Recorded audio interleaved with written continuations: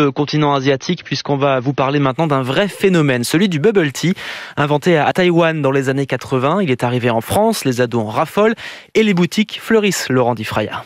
Du thé et des perles de tapioca, Yi connaît la recette traditionnelle du bubble tea. Dans ce salon de thé taïwanais, les clients se ruent pour se procurer la précieuse boisson et depuis son ouverture, il remarque que le phénomène séduit un public de plus en plus large. Notre boutique est arrivée ici en France depuis il y a 4 ans, 5 ans à peu près. Une part de notre client, ce sont des adolescents. Mais on constate de plus en plus de variétés en fait dans notre clientèle. Plus de gens qui acceptent d'essayer aussi ce sort de boisson et ce sort de recettes. Et les adolescents sont les grands consommateurs de bubble tea. Ils dépensent en moyenne 5 € pour un gobelet d'un demi-litre.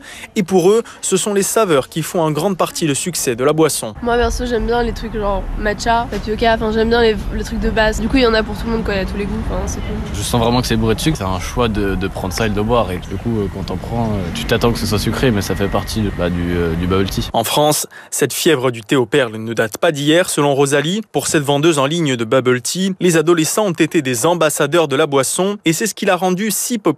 Dès 2012, on s'est aperçu en fait, que les jeunes sont ceux en fait qui se représentent le plus sur les réseaux sociaux, que c'est un produit qui est instagrammable, qui est très visuel, c'est un produit spectacle. Il y a ce sentiment d'appartenance à un groupe, c'est une unité de besoin qui donne ce sentiment d'appartenance et c'est tout simplement un produit qui est issu de la pop culture. Victime de son succès, le bubble tea est en passe de devenir le nouveau soda et c'est ce qui inquiète Monique Lasserie, diététicienne. Ils peuvent en boire comme on boit de l'eau pour se désaltérer, mais en fait, ils prennent beaucoup de sucre d'un coup. Vous avez une boisson qui est liquide, donc pour vous buvez, et ben c'est bon. Donc pourquoi pas un peu plus quoi. Ce que les gens retiennent, c'est le côté aussi énergétisant et donc ça réveille. C'est une espèce de goûter tonique quoi. À l'échelle mondiale, le marché du bubble tea va continuer de fleurir. D'après le cabinet américain Allied Market Research, il devrait peser plus de 4 milliards de dollars d'ici 2027. Reportage de Laurent Diffraya pour France Info.